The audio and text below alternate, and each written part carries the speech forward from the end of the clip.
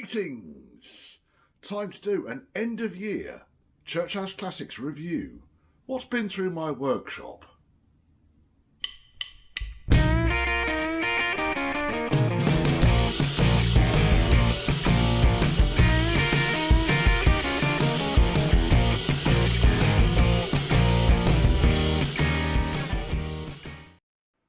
And before I get into a brief recap, please subscribe. If you think you're subscribed, check. If you're not subscribed, I don't understand why not. How are you going to get content like this if you don't subscribe? Click the old dingy bell thing as well.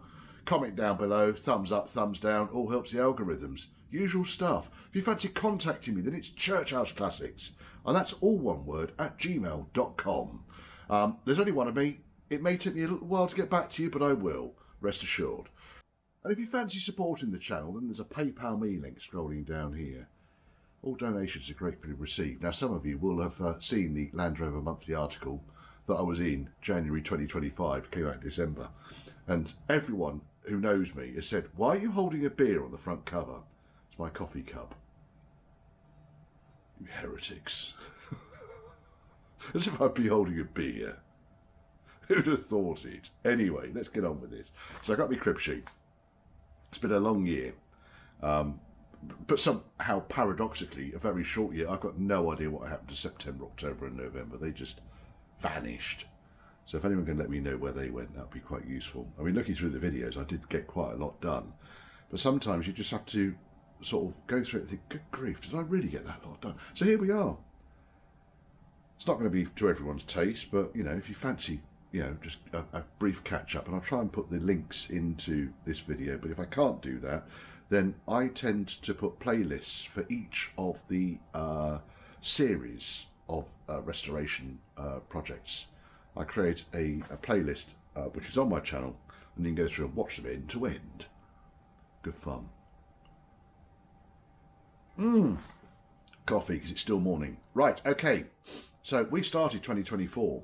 I had Mr. Ward's 300 TDI soft dash Range Rover in, yeah, the main purpose of that really was beginning of this year. I was focusing on air suspension, putting air suspension back onto that car, so it was all factory parts, and got it working. Apart from, because the car's been back, the right rear height sensor.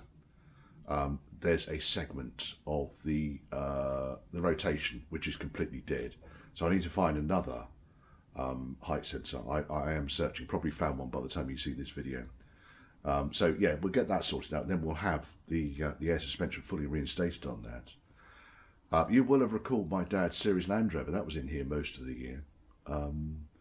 So that car, I'll be honest, I never really did much with that car. That car was, Dad was like, oh, you're busy doing your Range Rovers, I'll take it down to the garage down the road. So they sort of maintained it, you know, and hats off to them, because they maintained that car until the parts were almost completely worn out. So they did a perfect job of that, because what's the point of replacing something when it's half worn?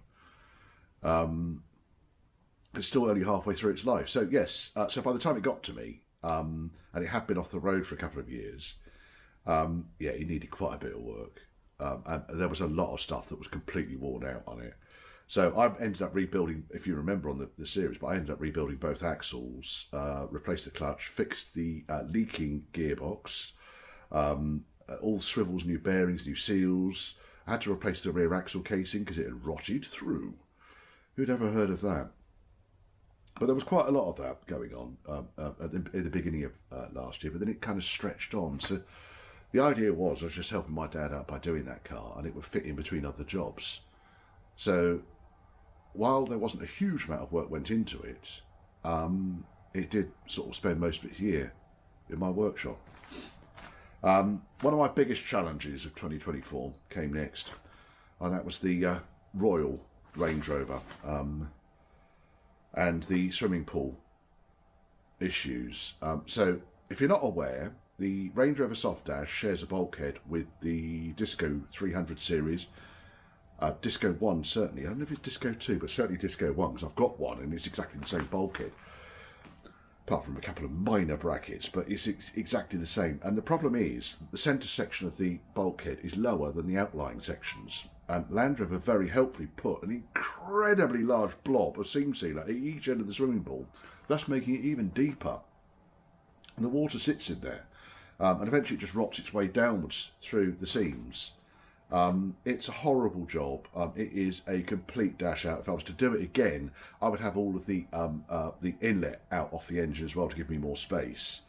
I nibbled at that problem to see if I could repair it piecemeal. In hindsight, I probably would have chopped the fucking lot out, had the screen out and done it all properly. I did do it properly, but it was a lot more effort doing it the way I did it. And as with a lot of these things, it's a learning exercise for me. The customer doesn't often get billed, very rarely gets billed for me to learn. So yeah, that ended up being quite a challenge getting that swimming pool sorted out. That car will be coming back in early next year for a new boot floor. Oh yes. I get loads of things gifted to me, and I don't always call them out. And if you have gifted something to me, be it a beer voucher, my phone's going nuts behind my head, be it a beer voucher, be it bottles of beer, be it bottles of anything, be it threadlock, be it a new brush to clean my workshop, lighting and so forth, sheets of steel, I don't call everything out. But thank you very, very, very, very, very much. Perhaps I should do here's Richard unwrapping gifts. But one thing that did get gifted to me last year, having watched the battles, my battles, with my dad's 88-inch Series 2A, and my idea to uprate the brakes somewhat, because my dad is 80 now, believe it or not, I wanted to try and get the brakes a little bit easier for him to use. And I was gifted a pair of 11-inch twin-leading shoe brake back plates, drums, hydraulics, shoes, everything I needed really just to bolt onto the axle, which was incredibly generous, and that was fabulous. So that, along with the Series 3, and it might have even been a Defender 90, not a Defender 90, a Land Rover 90, brake pedal and servo. Got those brakes beautiful for my dad. You can stop them just by pressing his toes on the pedal. No more skidding sideways to a stop. Yeah, so they went on to my dad's car. There's a bit of a jumble really, me going backwards and forwards with different projects, because different projects came and went through the year. I got my Stag back on the road, but it was for unfortunate circumstances. We lost a really good mate. Died suddenly. It was a very, very, very short illness, turbo cancer, I think. But yeah, rest in peace, Russ. But it did encourage me to get my Stag back on the road again. But yes, the Ghost Train. Ghost Train sat up beside my workshop with aspirations in my head for me to turn it into a Range Rover two-door pickup. I had all these ideas, and on the whole, it looked quite okay. Okay, people that have seen it in real life will say that's an absolute shed, but there was something about it. So I thought, you know what, I'm going to replace the sills, because the A-post and B-post look okay, the doors are reasonable, the bulkhead looks okay, front inner wings look okay. But the more I started picking at it, the more I realised it was filler over pot riveted sheets of steel, over stick welded lumps, and it was, the whole of the body frame on that thing was a complete disaster. And rather than go back through the nightmare that was the Lincoln Green two-door I had, just with uncovering enormous amounts of filler, I scrapped the body off it. Well, I didn't scrap it completely. I cut all of the A-posts, B-posts. I salvaged both doors. Anything that was of any use whatsoever, so the bonnet, the deck panel, the front wings, the rest of it went into scrap. The chassis and the running gear I then lobbed up on eBay, because I thought, well, by the time I've restored this, I might as well have done one of my A suffixes that's sitting patiently outside. So it's pointless doing the Ghost Train. I might as well just restore an A suffix two-door and make it into a van. That still hasn't happened either.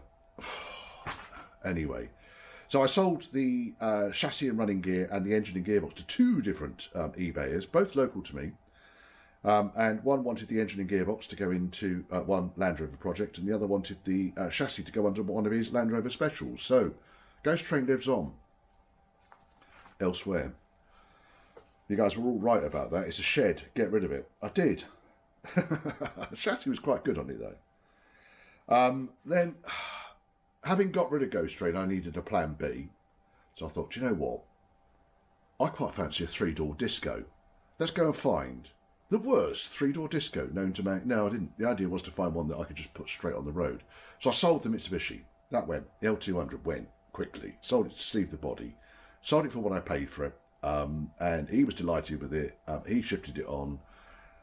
He basically sorted the paintwork out and so forth. Gave it a good tidy up, painted the bumpers and wheels and cleared it. So I got rid of the L200. Just saves me dealing with people trying to sell things like that. And I bought, well, it kept popping up on my eBay feed. And if you watch the videos, my disco works truck, I bought it because it was kind of down on its luck and it was about to get scrapped. I'm pretty sure of that. Either that or wrecked in a quarry somewhere. But the number plate reminded me of my very first Triumph Stag. So I bought it.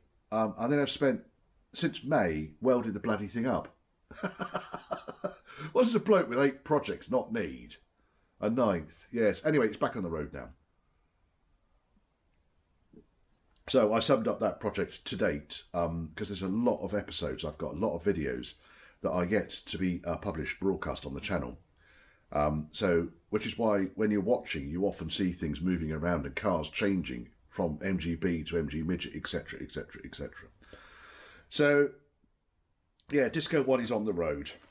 And I'm enjoying driving it. Automatic 300 TDI Disco 1 300 series. It's a peach. I quite like driving it. It's now it's got sills and so forth on it. It rattles and it bangs and it clonks. I haven't got any sound deadening in it. It'll be an ongoing project, and I'll tidy it up slightly. But the idea is to use it as a works truck and save a 3-door because they're getting quite scarce now. Even though it's worth fuck all. No need to swear then, Richard. Right, so while all that was going on, and again, like my dad's car, the Disco just dragged all the way through the year. So that's a project that I bought in May, and that was MOT'd in December, and we're now end of December. So it's only been on the road a couple of weeks. But yes, so that's why you keep seeing me doing odd videos of Disco with different stuff in the background. I had a Stag, 1971 manual non-overdrive Stag came in. The idea was I've worked with the customer before. It's not been on my channel because I've been working in his garage at his home. I tend not to video when I'm in other locations other than my workshop, partly because it's difficult for me. I don't bill for me making the videos. So when a customer's car's in my workshop and I'm working on it, believe it or not, I don't bill the customer for the time that I'm actually making a video or knocking a video out. Trade secret, sometimes I'll be chuntering my way through a job and I'll come up with a disaster and then I'll go back and I'll simulate that disaster happening again with my great acting skills. Not all the time, but sometimes. Anyway, this Stag came into my workshop and the brief was dead easy. Can you take the 4-speed gearbox out because it's knackered? It's a Triumph gearbox, it's over here still. Can you put, I'll take it off for a rebuild, sorry, the customer was going to take it off for a rebuild, bring it back and I'll fit it straight back in again. The idea was to get it done within a week, and I'm a bit dubious about this. Not entirely convinced you can, I suppose you probably could, but anyway, the gearbox came back and it was worse than when it left. So we were kind of at that point in the catch-22. I've got an immobilised Stag in my workshop. A customer hasn't got a Stag in his garage at home, and we have no gearbox to use. He got his money back on the gearbox refurb. It's all in the video. I don't need to go over it all. I picked up another 4-speed A-type overdrive gearbox from Tony White, who does an awful lot of used Stag parts. He's based up near sort of Hemel-ish sort of way. Anyway, so I picked up a gearbox from him, which I cleaned, fitted with a new clutch, and it works beautifully. Now, there were a couple of issues that came out of that job. First and foremost, I don't know if it's down to the clutch or I don't know if it's down to the clutch hydraulics that were fitted to my customer's car, but the clutch pedal is very long, very short. So the clutch bites about an inch off the floor, but when he's got all his carpet and so forth in, the clutch bites on the floor. And we're going to make that more comfortable because the clutch I really want to be biting halfway up. So the car's going to come back in before Easter next year, I'm going to change the clutch hydraulics, and I've got a couple of tricks and tips to do with that. So change the clutch hydraulics, the master and the slave, and get that so the clutch pedal bites a little bit higher. More people have this issue than not, especially on brand new clutches. I need to get to the bottom of why this is happening. The other problem that occurred was I tested the two switches on the top of the gearbox, so one for overdrive, lockout, and the other for reverse light. So both switches worked beautifully. Once it's all tucked in the engine bay and I wire everything up, as soon as I put the ignition on, the ignition control fuse pops, and it's because the reverse light switch has got a straight to earth somehow. So I've got to get in there and get the reverse light switch off and change that over. So that car will be coming back in. I've got 3 Stags I need to get sorted out before Easter. All small jobs. So Stag went. Straight after the Stag, I got a very old friend. Old friend. He is an old friend, actually. But there's a friend rebuilt an MGB Roadster back when I was in my teens, and then sold it to another friend who had been using it until 2000. Then it sat in his garage, and it needed waking up. It wasn't horrendous. It's got some paint issues. It's certainly got some loom issues. It desperately needs a new loom. But we managed to get it to the point where it starts and stops, it runs reliably, it's got some grunts. Cleaning fuel tank out was the most disgusting job I've ever done in my life, because that was just full of the most revolting smelling tar. And yeah, it's back on the road and MOT'd. So that was the MGB, that came and went. I've got on here disco, but there's no point me telling you about that because you watch the videos. So I replaced both the right and the left sills on there. I did fairly invasive repair work to the bulkhead where they all rot. Not the bulkhead sides though. The bulkhead sides are very good on that car. And I made repairs to the rear wheel arches. Now that car's going to get a new boot floor. I kind of rushed it towards the end of the project because I needed it on the road. Winter was coming. I didn't want to cut the boot floor out. I just patched it. So the boot floor's coming out next year, and I'm going to replace that. Get the body frame solid. I got back onto, so there's been a long-standing resident of Church House Classics, and that's the green Range Rover with the red roof that sat outside my workshop. And it's been slow because I'm working to the customer's budgetary constraints. And we got it to the point where all the brakes are done, the engine starts and stops, it drives. I went to sort out the exhaust blow. There was an exhaust blow on the right hand side of the engine. Yeah, so I went to look at the exhaust blow, found that one of the studs had broken on the downpipe. I thought, oh, okay, that should be fairly easy, we should better get that off. Get that stud out. Realised then it was a bolt that had been welded in. One of the other studs was so tight, and I think again there was a blob of weld on the nut, that it snapped when I tried to remove it, and moderate force was used. And the last stud came out, so I thought, oh, we're going to have to get the manifold off this to drill and put new studs in. Well, out of the 8 bolts that hold the manifold to the right-hand cylinder head, 6 snapped because they've been superglued, might as well have been superglued, thread locked up to the shank.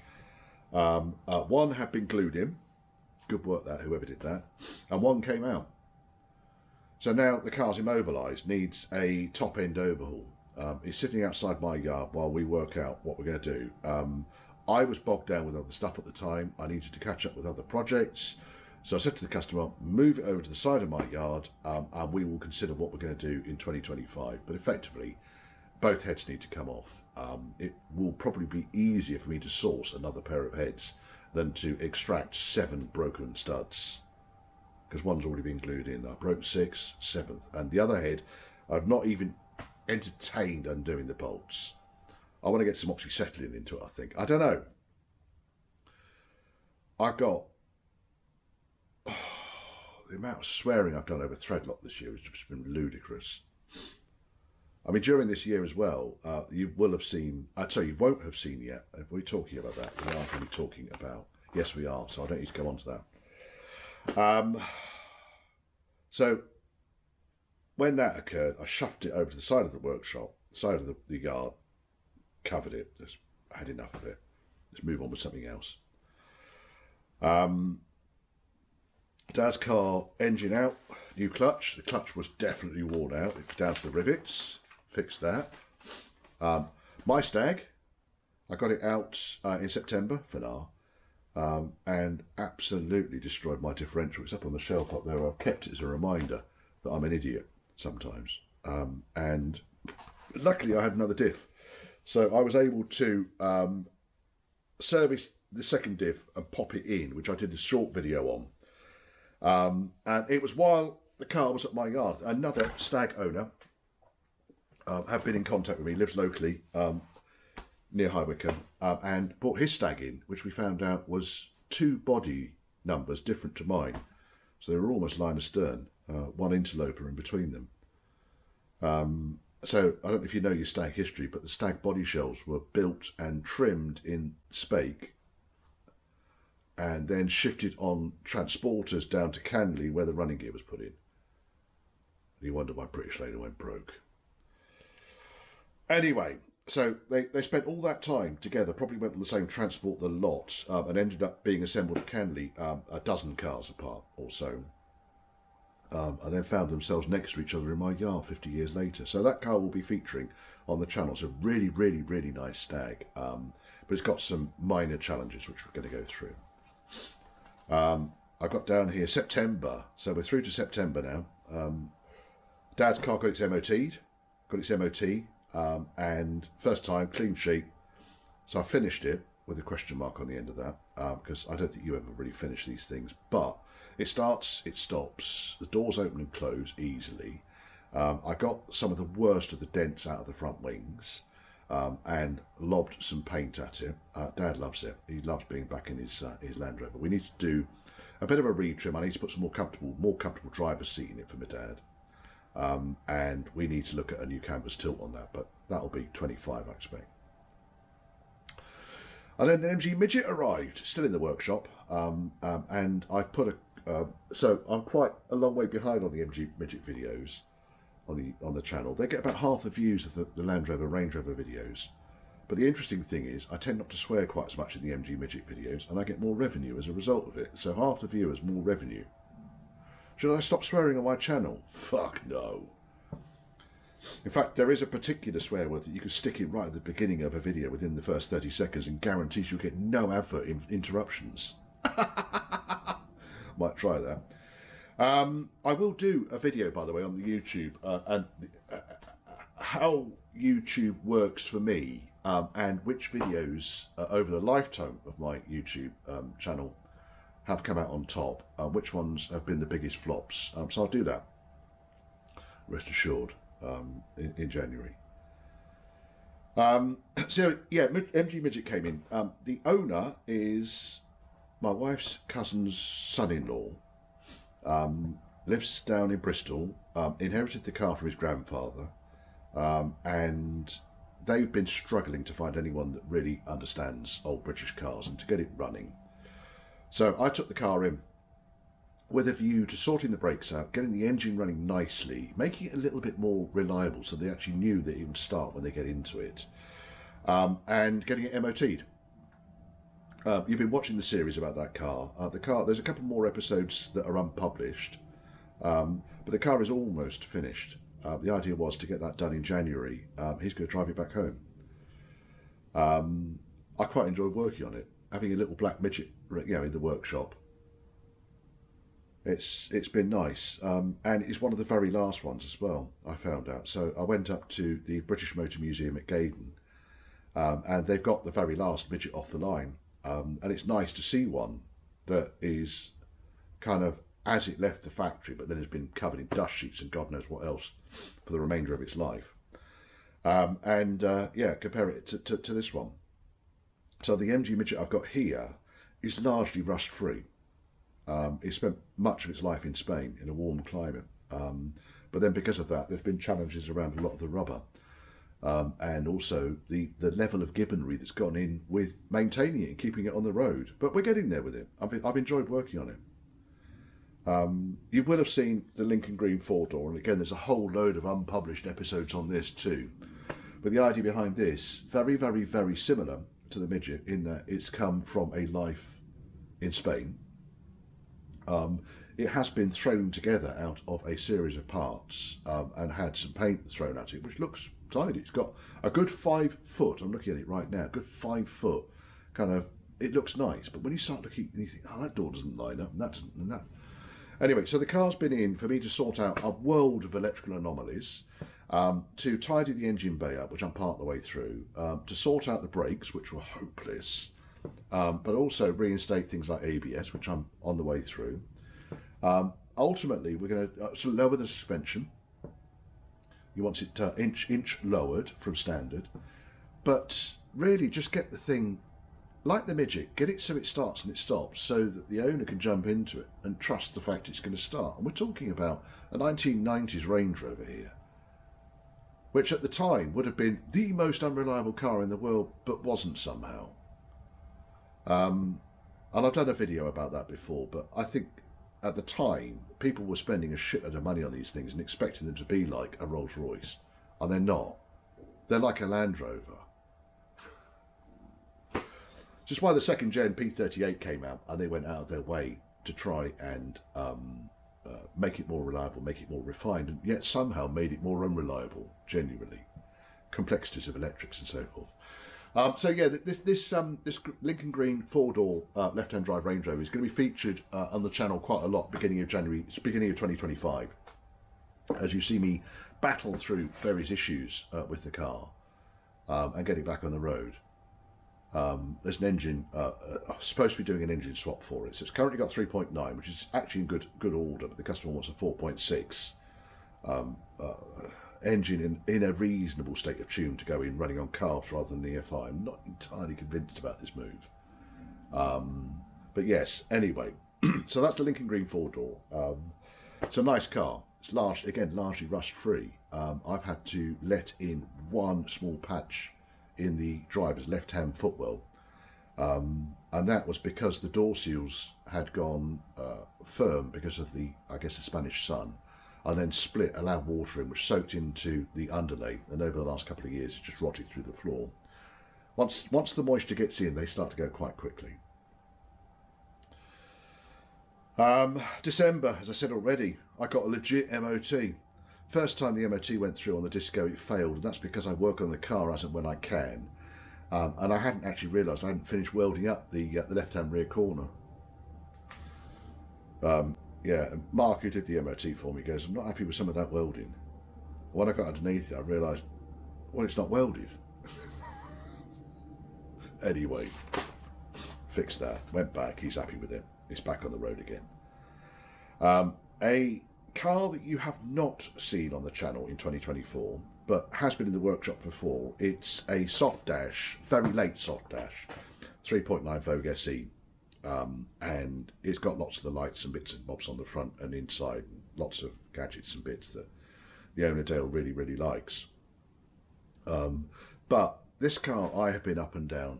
The car's located near Ringwood, and I've been up and down to try and sort out various minor issues with this thing. But again, we had a similar problem to the 1989 Vogue SE outside, in that it had an exhaust blow.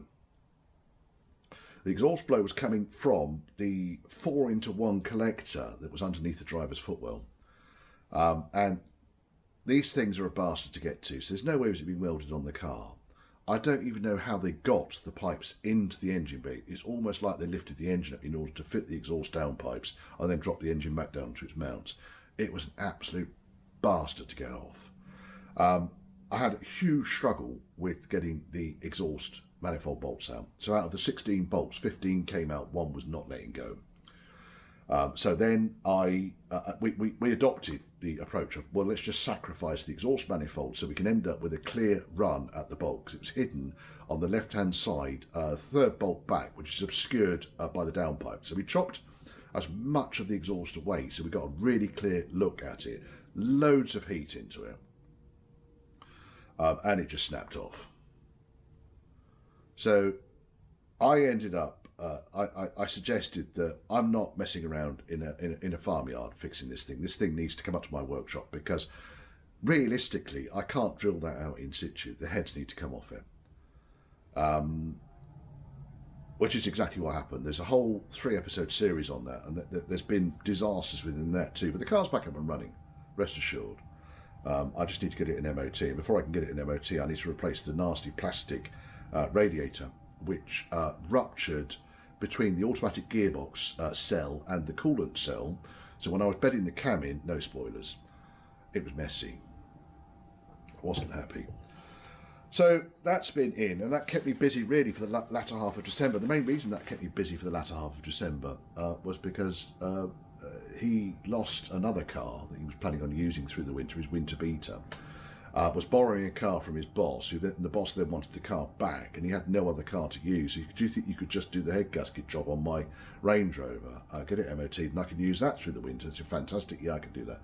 So I slotted a week and a half in to do that, and it's still outside. And we've run out of time really to get that sorted out, but I want to get that sorted out. That will be finished beginning of January. I need to get a radiator for it, and then I need to flush all of the ATF out of the cooling system, and then I can get that MOT'd hopefully, and we can get it out. And there's one other project that you've only seen one episode of this year, and it has taken a huge amount of the weekends and my spare time this year. And I've not videoed it again because it's been in the customer's garage, but it's a Rover P6.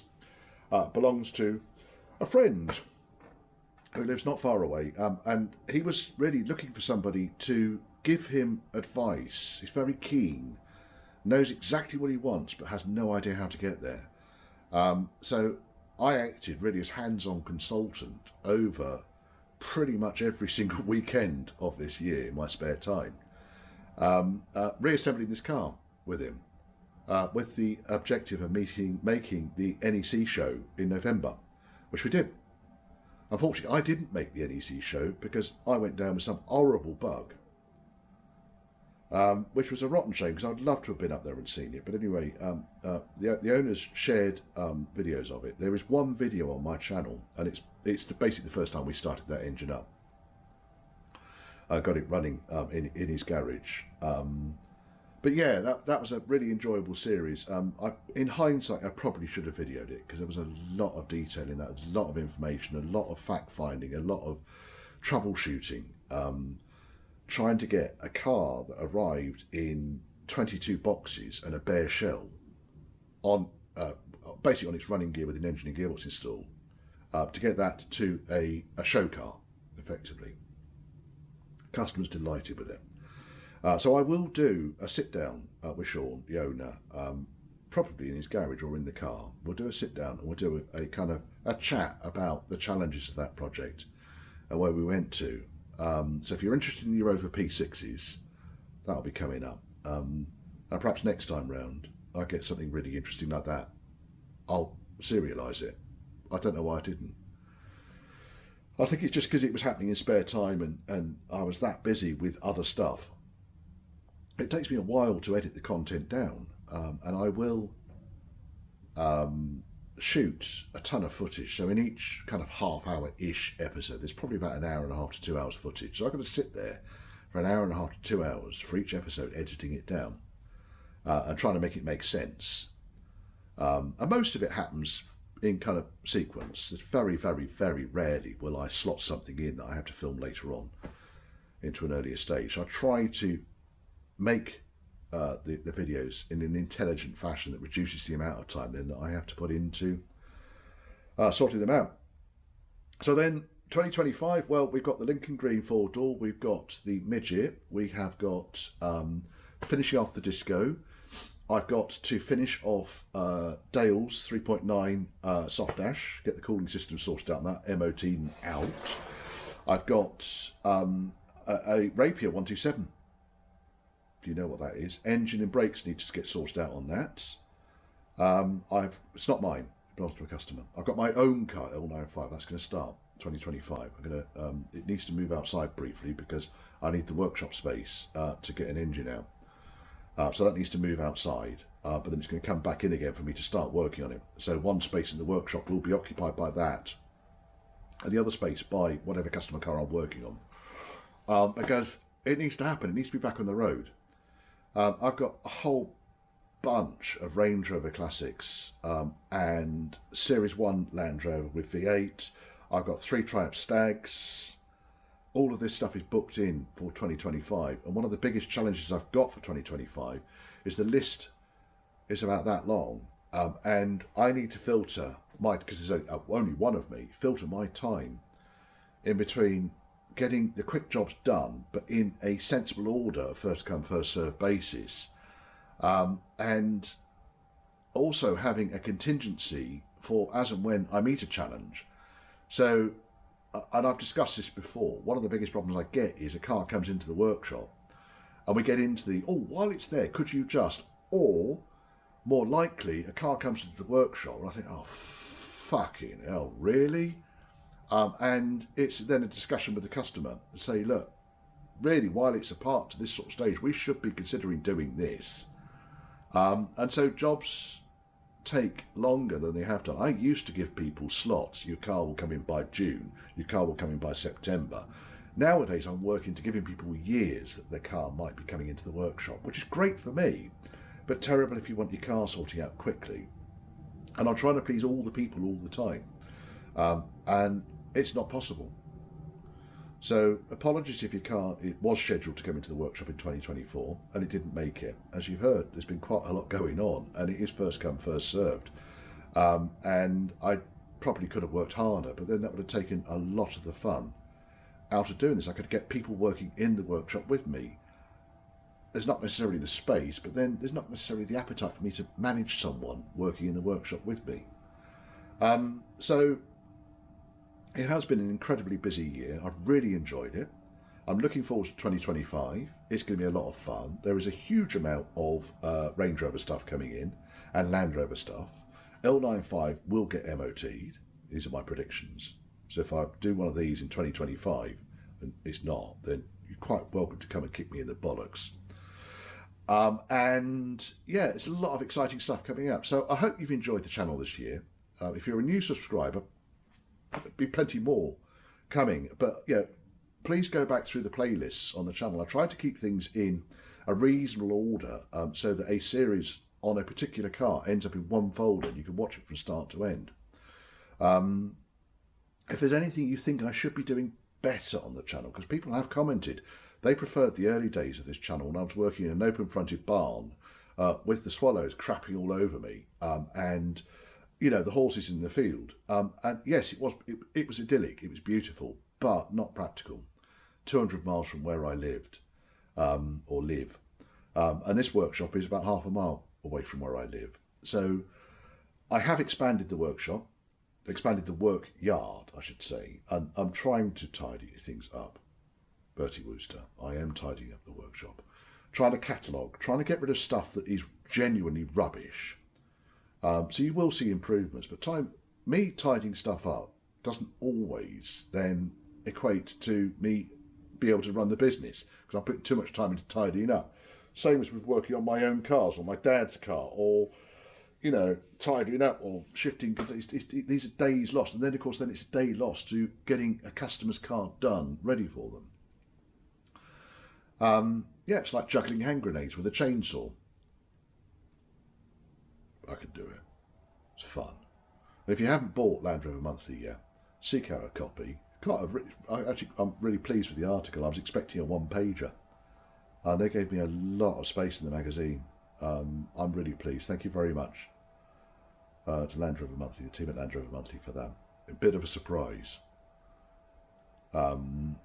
Yeah. Happy New Year, everyone. Have a great 2025. I'm going to. Yeah, subscribe for plenty more of this.